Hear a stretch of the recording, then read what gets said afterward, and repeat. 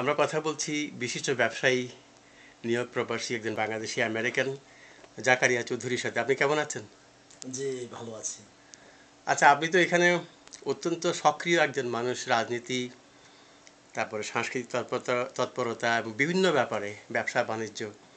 মানে আমরা পত্রিকা খুললে আপনাকে দেখি, আমরা টেলিভিশনে আপনাকে দেখি, তারপরে বিভিন্ন অনুষ্ঠানে আপনাকে দেখি। তো আপনি এত কিছু একসাথে কিভাবে ম্যানেজ করেন? আমরা যারা প্রবাসে থাকি, বিশেষ করে আমাদেরকে এখানে সবাইকে ব্যস্ত থাকতে হয় ব্যবসা-বাণিজ্য, পরিবার সবকিছু নিয়ে। তার মাঝেও আমরা দেশমাতৃকার টানে আমরা এখানে দেশের রাজনীতি, সংস্কৃতি, দেশের বাংলাদেশি ব্যবসায়ীদের স্বার্থ সংরক্ষণ সব বিষয়ে আমরা কাজ করে থাকি।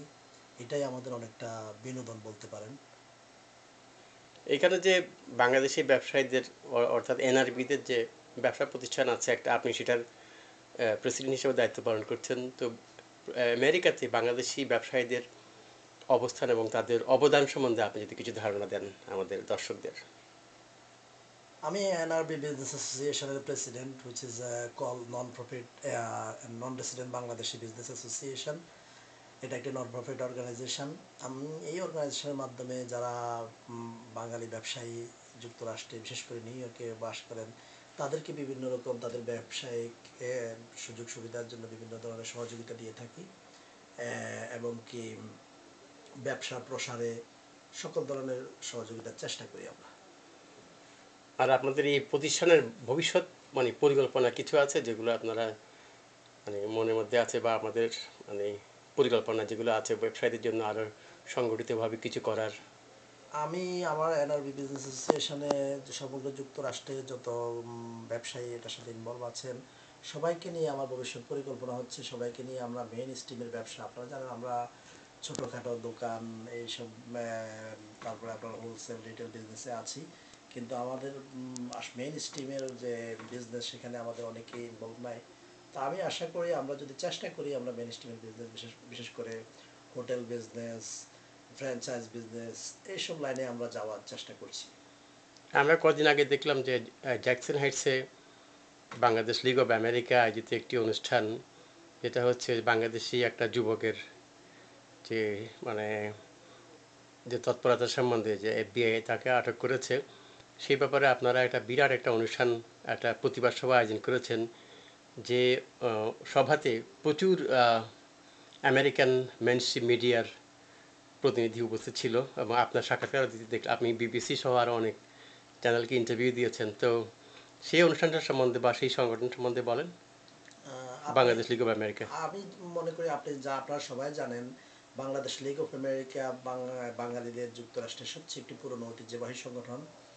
এই সংগঠনটির জন্ম আজ থেকে 60 বছর আগে, যেটি বাংলাদেশ সৃষ্টির আগে এটা লিগ অফ পাকিস্তান ছিল, তারপরে লিগ অফ ইন্ডিয়া, তারপরে লিগ অফ বাংলাদেশ হিসাবে প্রতিষ্ঠিত হয়েছিল। কিন্তু অনেক সংগঠনের ভিড়ে এই সংগঠনটার কর্মতৎপরতা অনেকটা স্তম্ভিত ছিল। আমরা ইতিমধ্যে কিছু শিক্ষিত সংস্কৃতিমনা লোকদেরকে নিয়ে এই সংগঠনটিকে আবার চাঙ্গা করার জন্য উদ্যোগ নিয়েছি।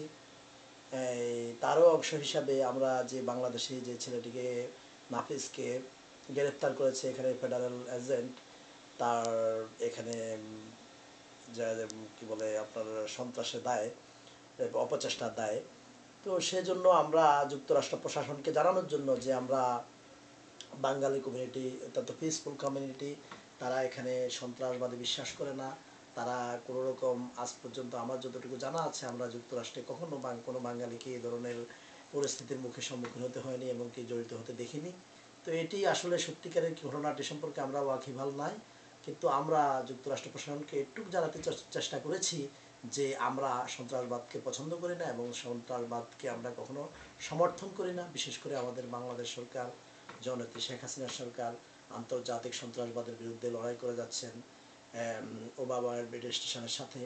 এবং কি আপনারা জানেন বাংলাদেশে মৌলবাদীদের উত্থান হয়েছিল, সেই মৌলবাদীদের উত্থান উনি দমন করেছেন।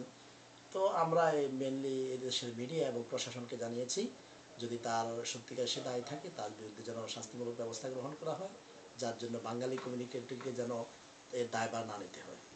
আচ্ছা, আপনি ব্যবসা বাণিজ্যের পাশাপাশি সামাজিক বিভিন্ন তৎপরতার পাশাপাশি রাজনীতিতে অনেক সক্রিয়। আমরা জানি আপনি নিউ ইয়র্ক মহানগর আওয়ামী লীগের সিনিয়র সহসভাপতি এবং আপনার প্রচুর অনুষ্ঠানে আপনাকে দেখা যায় অতিথি হিসেবে বক্তব্য রাখতে, এবং কি কমাস আগে প্রধানমন্ত্রী শেখ হাসিনা এই তার প্রথম ভিডিও কনফারেন্স করেছেন আপনাদের অনুষ্ঠানের মাধ্যমে। তিনি প্রবাসীদের উদ্দেশ্যে বক্তব্য রেখেছেন। তো এত কিছু একসাথে কিভাবে ম্যানেজ করেন? আসলে চেষ্টা করলে সবই সম্ভব। আপনারা জানেন আমরা যদি ব্যবসা করি, আমার অনেকগুলো ব্যবসা, তো ব্যবসা যেমন অনেকগুলো একসাথে ম্যানেজ করা যায়, তেমনিভাবে রাজনীতিতেও আপনি চেষ্টা করলে সব সংগঠনকে একটু একটু করে যদি আমরা পার্টিসিপেট করি, সব সংগঠনকে সময় দেওয়া যায়।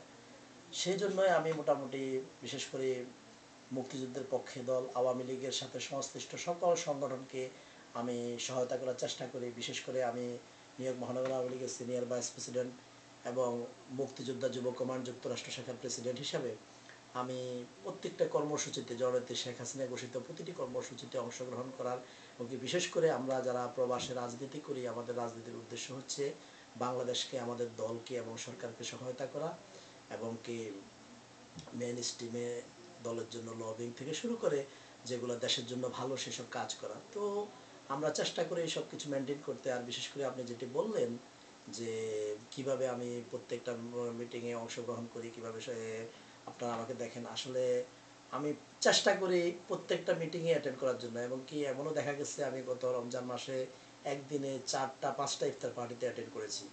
কারণ আমাদের রাজনৈতিক সামাজিক দায়বদ্ধতা থেকেই আমাদেরকে যেতে হয়, কারণ আমরা চেষ্টা করি প্রত্যেক কমিউনিটির প্রত্যেক লোকদেরকে খুশি রাখতে এবং সকলের সাথে একটা সুসম্পর্ক বজায় রাখতে, এবং প্রত্যেক সংগঠনের সাথে সুসম্পর্ক বজায় রাখতে।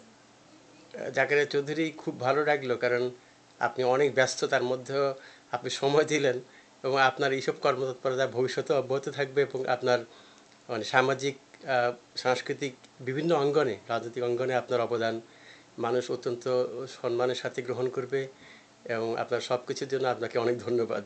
আপনাকে অনেক ধন্যবাদ।